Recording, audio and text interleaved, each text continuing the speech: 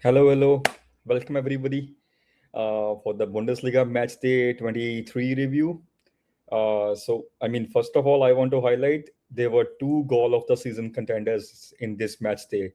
First, the left foot curler from Harry Kane, and then the bicycle kick by Ake in Cologne's game. That was a beautiful, beautiful goal as well. So, having said that, let's firstly start with the first game. Let's go to Allianz Arena for Bayern Munich versus Frankfurt. This game actually looked a bit, easier for Bayern on paper, given the Frankfurt's form. They were in a terrible, terrible form. Only last week they got their win. Apart from that, they were struggling for the wins and they were conceding left, right, and center. So everyone expected that this is gonna be an easy script for Bayern. And to be honest, it started like that only. Pavlović and Harry Kane gave us a 2-0 lead in the first 20 minutes itself to FC Bayern Munich. And being honest, we were absolutely dominating the game. We were pressing them high. Frankfurt hardly did create anything in the first 45 minutes of the game. Tactically speaking, Harry Kane again playing that 9.5 role where he shifts in the midfield and then opens up the channels for Luis Diaz and Michael Olise. And this time, Jamal Musiala also starting. So he was distributing the ball to all of them, and it actually adds an uncertainty corridor for the defenders. How to tackle Harry Kane when he's playing so deep and is making the late runs. That has become the playbook of Harry Kane this season, and that is what is making for the defenders very hard to defend, very very hard to defend. And that third goal, it was immense goal. It was literally 0.05 xg, I believe.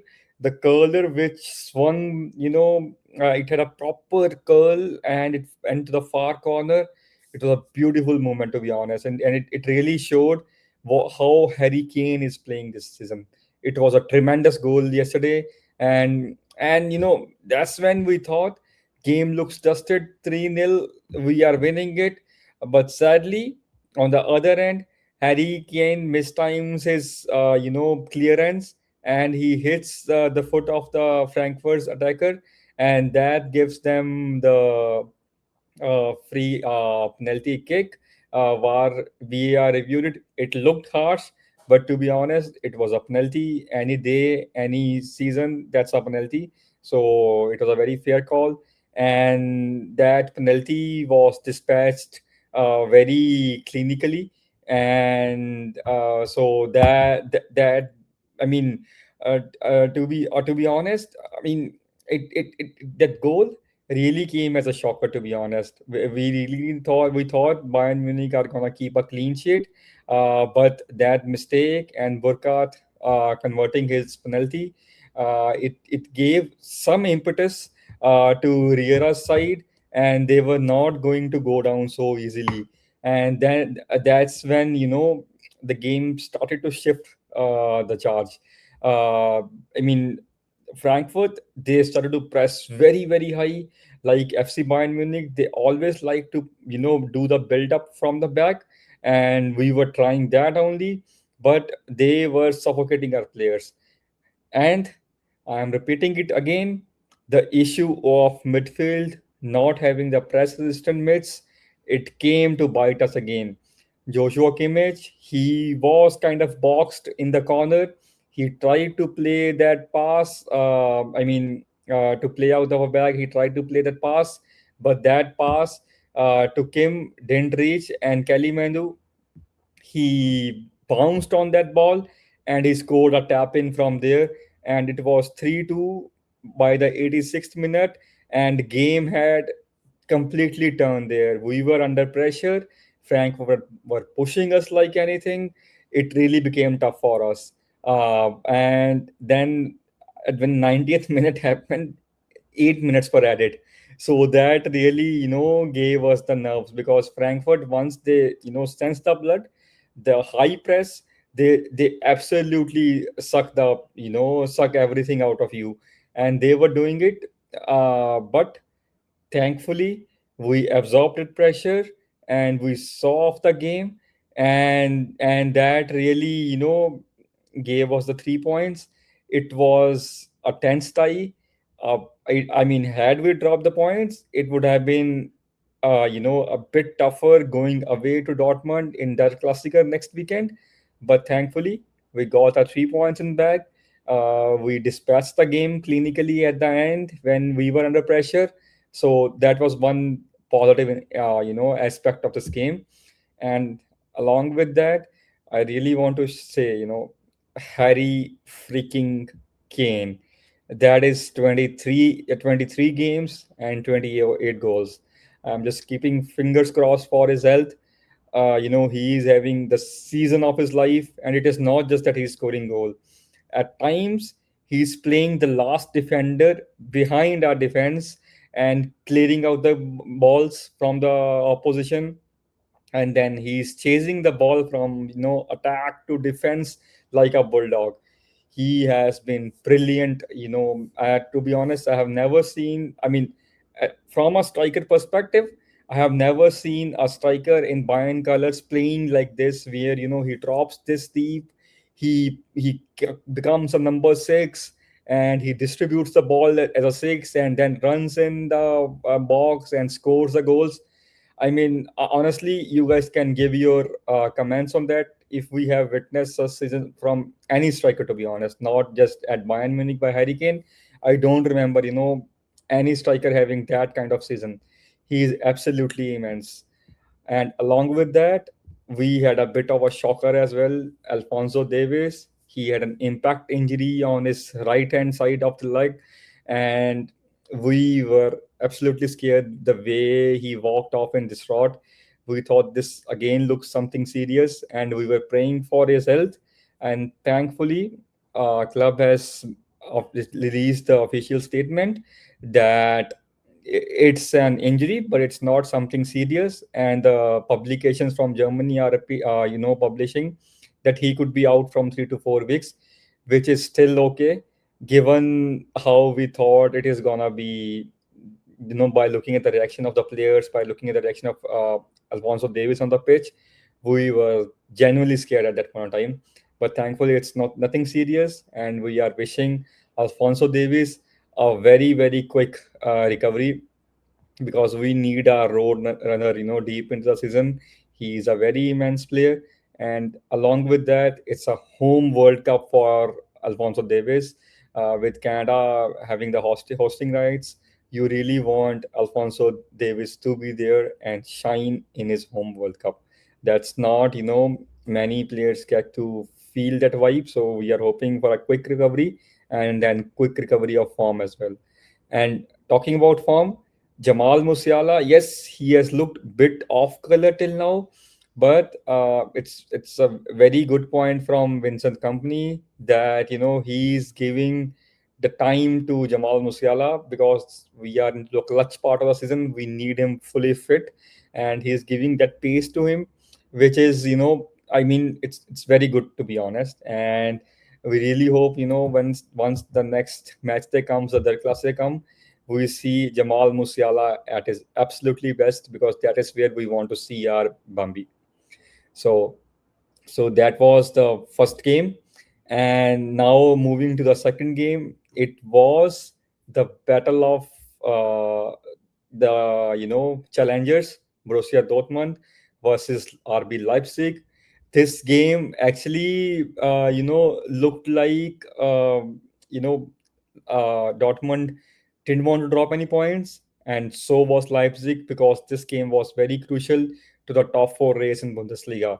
So the game started very quickly, and they in 6th minute or so, Leipzig had their first chance, but it turned, it was more of a Uno reverse to Leipzig when Dortmund broke the attack of Leipzig, and they made Bayer run free from the defense of RB Leipzig. And Bayer had a huge chance in 7th minute, to open the scoring for Dortmund, but sadly he missed that a wonderful opportunity, which could really have given them the head start of the game. And these opportunities, they really haunt you in such big games of in the league. And similar happened to them as well. Uh, just few minutes later, Diomande was running terror in BVB defense. He was taking on 2 to 3 players easily, and he was creating chances for Borussia Dortmund. Sorry, he was creating chances against Borussia Dortmund for Leipzig, and one such chance fell to Baumgartner, and he opened the scoring in 20th minute itself. And then again, uh, 19 minutes later, he scored again. It was same side, same angle. This time, Diomande pre-assisting David Rom, and David Rom making a low cross into the box, which Baumgartner deflected to the Borussia Dortmund's net and gave Leipzig 2-0 lead. Man, I mean, everyone is mentioning about Diomande. He's an insane prospect. There is no doubt about that. But what a player Baumgartner has been this season for Leipzig. He is like uh, he is their top goal scorer. This season, he has been scoring those clutch goals for them, and he is not you know it has been tough to track him. He is not a very technical number 10, your usual number 10. So he has played many games as number 8 as well, but this season he's playing bit high up the pitch, and he is having that sense of space which someone like Thomas Muller used to have. And the way he's scoring goals, he's actually reminding me of the legend. I'm not comparing with them, I'm just comparing the profiles, that how he has been playing for them. And uh, so it's a big player he has been for RB Leipzig this season. And by halftime, it was 2-0. It looked Leipzig are gonna kill the game, and they are gonna take away the 3 points, and the gap between FC Bayern Munich and Dortmund at top of the table is gonna increase. But Dortmund came out fighting in the second half. They started very quick. They started to win early corners, and from one such corner, Ryerson, the menace for Borussia Dortmund, he scored gave a beautiful delivery in the box, which was deflected from Bensebaini to Romulus, and Romelu put that in the back of the net, and that gave one goal back to Dortmund, and it was 2-1 and all to play for. And then Borussia Dortmund, they kept on creating the chances. They were better team, but on transition, Diomande was absolutely killing defense and midfield of Borussia Dortmund. There was one instance, I think around 70th minute or so, Diomande dribbled past 4 Dortmund players, but he missed at the final point where he should have taken the shot, and he missed the shot. He passed the ball to, I think, Romelu. I forgot whom he passed to, but then that angle was too tight, and Leipzig could not score the third goal. Had they scored the third goal, what happened at the death? They could have avoided it, to be honest. Uh, like I said, Dortmund were the better side in second half. Julian Brandt came on around 70th minute as a sub, and around 60. Yeah, I just checked. He came on 64th minute, and he gave a beautiful through ball to Adiami, and Adiami ran free from the Leipzig defense. He put a low cross to Fábio Silva, and Fábio Silva in 90 plus 5th minute, he scored the goal, equalizer for Dortmund. He scored a dagger in the hearts of Leipzig, to be honest. They were hoping to run free from Stuttgart in this top four race for Champions League places, but that did not happen. and it really costed them 3 points. The inefficiency of Leipzig in the first half, where and Diomande had a chance to kill the game, he did not kill it, and they paid the price. Dortmund got 1 point from the lead, and when we go into Der Klassiker next weekend, it will be 8 point race between Dortmund and Bayern Munich. So it is, if Bayern drop the points, Leipzig come back right into the race, and if we get the 3 points, I think we are. I think then we are going to be in a very good position to seal the title. So that was the second game, and now moving on to the other games, there was Mainz versus Hamburg, bottom of the table. I mean, I won't say bottom of the table per se, but they both are relegation threatened side. So the man in form Amiri gave them the lead right before the halftime. Mayans had another chance in 60th minute, double the lead, but they missed the chance. And right after that, 4 minutes after that, in 64th minute, Vieira scored from the free kick. I think it's a deflected goal, but all counts in football. So it was 1-1, both points getting a point each, which takes Hamburg to 26 points and Mainz to 22 points. So that was another game which happened on Friday night. And then moving to the next game, it was Freiburg versus Gladbach. Again, Gladbach, relegation threatened side. They have not looked the old false how they used to play. And this game, to be honest, was pretty much boring by Bundesliga standards. Although the goals did come in late, but it was a very very firework type game where they scored the goal in 38th minute from Genter. He scored a striker's finish, and like after that, Freiburg always tried to shut down the shop, but Glaba tried to create, but they were not able to create many chances, and Freiburg, they were creating chances from the throw-ins. That was some kind of different tactic they have, brought in this game. So the first goal also which they scored, it was from a throw-in, and then they create another chance from throw-in in 62nd minute.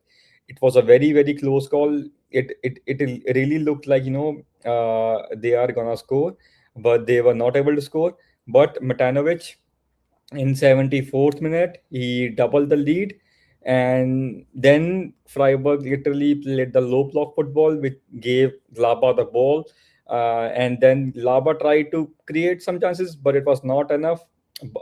But however, they got one goal back with Vakovic in 85th minute, but again that was not enough, and game ended 2-1. Freiburg got the 3 points, and Glaba, they are in absolutely relegation battle right now. They are on 22 points, and the playoff zone and 16 and 17 position are 20 and 19 with St. Pauli and Bremen. So this is gonna go till the wire, to be honest. No, the relegation race in the Bundesliga this time, it is looking very very tight.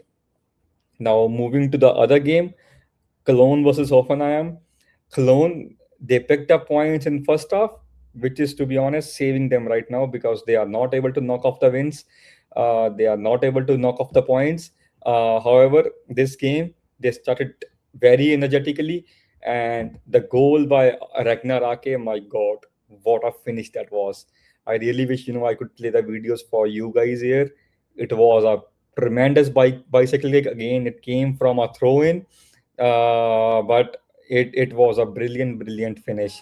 But then Hoffenheim grew into the game. They equalized with Kabak, who scored fourth goal of the season for him. He equalized right at the halftime, which gave them a cushion going into the not chasing the game into the second half. And then in second half also, they came firing cylinders, to be honest. And in 60th minute, I think it was Toure who hit a brilliant shot right on the crossbar. It came back, and then Kramaric, he put the ball back in. We all thought Schwabe has made a stunning save, but goal line technology said no. It's a goal for Cambridge. It was a 2-1 lead for Hoffenheim, and it was going the Hoffenheim way, but on the counter, Syed Almala, he broke free, and he scored a beautiful solo goal, and that gave them the equalizer, and Cologne were able to get a point from the game, and uh, they are on 24 points, sitting 4 points above the playoff zone game. So no one is safe right now. Everyone is battling for their lives in the Bundesliga, at the bottom of the table. It's looking very, very tight. So now moving back to the next game, Union versus Leverkusen. This game was actually, very, very timid again, to be honest. Andrich had an early blunder, which gave Kadira the chance to score the goal, and he gave Union the lead in 7th minute itself. And that, sorry, 28th minute it was. So even in 7th minute, I believe Andrich made a mistake, but that was saved. But Andrich was some kind of found out incomplete game. He was not comfortable, and he paid for his mistake. And in 28th minute, Rani Kadira scored, and he gave Union the 1-0 lead. And after that, both teams did not create much till the very end of the game. There was a chance around 75th minute from Grimaldo's free kick, which Tillman on the far post, he tried to put that in, but the goalkeeper of Union, Rono made a good save. But after that, Maza woke alive in 90th minute. He gave a beautiful curl cross from the left hand side to Sheikh, only for Sheikh to put it over the goal. It was an absolutely free header for him. He should be scoring from there. And he was in form. He scored a brace. Remind you, he scored a brace in UCL playoffs during the midweek. But he put the ball right above the top. And then again, after 5 minutes, in 90 plus 7, this one from right hand side, Maza again gave a cross to Sheikh, and this time he puts wide from the right hand side fall post. And man, it really was two big misses by Sheikh. Otherwise, Leverkusen literally could have won the game as well, if not drew. But then they drop points, and they are looking in a tough spot for the top four race. And even if like I will discuss later, the UEFA coefficient which is going on, even if Germany is able to land 5 points, then also they are 2 points behind Leipzig in that race as well. So those were crucial points dropped by what to say, Leverkusen, and Union got the big 3 points. So now moving to our next game. This game again was more or less a battle between the bottom of the table versus Wolfsburg and Augsburg. Augsburg being our Bavarian neighbors, our derby, our team which defeated us early in 2026. But so that game started on a, I mean, Wolfsburg started very good in the game. They were creating chances, and that paid off from the Eriksen's corner in 41st minute when Gerhardt scored at the near post. He gave Wolfsburg the lead going into the halftime. And then Maurice has been the player for Augsburg. He is the one who channels all the energies, and he creates everything for Augsburg. And this game was no different. He assisted Ribeiro in 59th minute, and the game became 1-1. And then the game became even more open, more end to end. And Wolfsburg took charge of that. They broke free. Amora assisted brilliantly to Shigoi, and Shigoi, falling back with the right foot, he curled the ball into the far post, and it was a 2-1 lead. And we thought maybe this is the game from where Wolfsburg will start getting the momentum and they will pick up the pace in the survival in the Bundesliga. But that did not happen again. There was a literally a brain fart moment in the Wolfsburg defense from a corner in 84th minute, where one of the defender, he started to play volleyball while defending the corner, and that was a clear cut penalty for Augsburg. And Gregorovic, he put that clinically, put the penalty and converted the penalty, made it 2-2. And then again, Morris, he always has a say in the game. This is for Augsburg in any game of the Bundesliga. He never lets Augsburg, go down without a fight. And he bagged the second assist of his game with most likely, it was kind of a final points, final time in the game. The stoppage time was running out. He gave a pass on the left hand side to Rebecca, and he made a brilliant finish in 90 plus 3 minutes, an absolute dagger to Wolfsburg's, hopes of staying alive in Bundesliga. Gave Augsburg the 3 points. It takes them to the 10th position in the league with 28 points. 8 point difference between them and the playoff zone. But Wolfsburg, they are fighting for the life. They are tied on 20 points with St. Pauli, who got the win. We are moving to that game. St. Pauli versus Werder Bremen. That game ended 2-1 for St. Pauli. I That game had, St. Pauli opened the scoring first with Val, and then Milosevic for Bremen. He equalized in 62nd minute, but that equalizer didn't last long. And Fujita for St. Pauli scored in 70th minute and gave a crucial 2-1 victory to St. Pauli, who now are above Werder Bremen in the relegation battle. They are on 16th position. That is a playoff zone, remind you. And Werder Bremen, they are on 17th, which is an automatic relegation spot.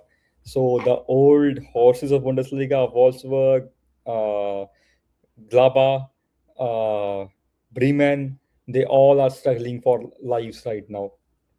So, and now moving to the last game, which finished like some time back. It was Stuttgart versus Heidenheim. That game, it was again a goal fest to end Sunday night. To be honest, so the game started with Heidenheim, scoring the goal. I mean, it really was back and forth game. The game started with Furic opening the scoring for Stuttgart in 5th minute, but Dinsky for Heidenheim, he equalized in 20th minute. It was a defensive mistake from Stuttgart defense, and the ball deflected onto him, and he finished a beautiful goal. And after that, Demirovic scored from a counter attack, but VAR looked into it, and they awarded the penalty to Heidenheim. It was an absolutely right decision. It was a penalty, and our FC Bayern Munich Loni, our ex academy lad Ibrahimovic, he dispatched that penalty very professionally. Gave Heidenheim a 2-1 lead, but that lead didn't last longer. After 10 minutes, in 44th minute, Stuttgart won their own penalty, which again was a penalty kick, to be honest. And Mittelstadt, he scored from the spot, and he gave 2-2 lead to equalize the game for Stuttgart, 2-2 going into the halftime. And then both chances were coming at each other, exchanging blows, but they were not able to score the goal. But Conte, Charlotte Conte, he scored in 82nd minute, which looked a comeback win for Heidenheim, but not to be. Dennis Undav had another other plans. He, got that ball in the right position like he always does, and he scored a brilliant goal, which equalized the game for Stuttgart. It was 3-3, and Stuttgart got a crucial point in the race to top four UCL football, which leaves them at 43 points. And RB Leipzig are catching them at 41 points in the fifth spot. So let's talk about the. I think we have covered all the games which happened this match day. Yes, I think we have. And now talking about the table. So Bayern Munich are at top of the table with 60 points. Borussia Dortmund are on second point, are second with 52 points, and then that's where it gets to get tighter with Hoffenheim, Stuttgart, Leipzig, and Leverkusen. They are separate only by 7 points for those two Bundesliga spots. And I would like to mention here, Bundesliga overcame Portugal this last, midweek Champions League and Europa League games, with Stuttgart getting a big win in Celtic 4-1, and Dortmund got a 2-0 win versus Atlanta, and Leverkusen won away at Olympiacos. That has gave Germany a bit of a lead in the top two finish race, where England Premier League is absolutely leading the table with some 21 points. It is very tight between second, third, and fourth position, and Germany are sitting at second position right now. And if Germany, I really hope Germany are able to land the fifth Champions League spot. That would be absolutely crucial. And if that happens, like the fifth position currently, Leipzig, it will help Bundesliga to have an extra side in Champions League next season. So, but again, it's very early. Knockouts will change the perspective of it, because right now, in the coming match day, Dortmund, Leverkusen, and Stuttgart, they have to win their matches so that they can have a good point lead on the other nations in the UEFA Champions League playoff spot. So that was from match day 23 of the Bundesliga. Now we are all looking forward to the Der Klassiker next weekend. I really hope that's gonna be a very interesting tie. We are gonna try to do a special coverage for that as well. So till then, Mia San Mia, thank you for giving the support to our channel. Please like, share, subscribe, and do give your review comments. How do you view the top four race is gonna end, and how the relegation zone is gonna end up? And also, if you want to contribute to our channel by any, you want to be the content creator with us, please drop a message. We'll contact you. And we really want this platform to be for everyone, so that we can grow Bundesliga in India, and help German football grow all over. Thank you.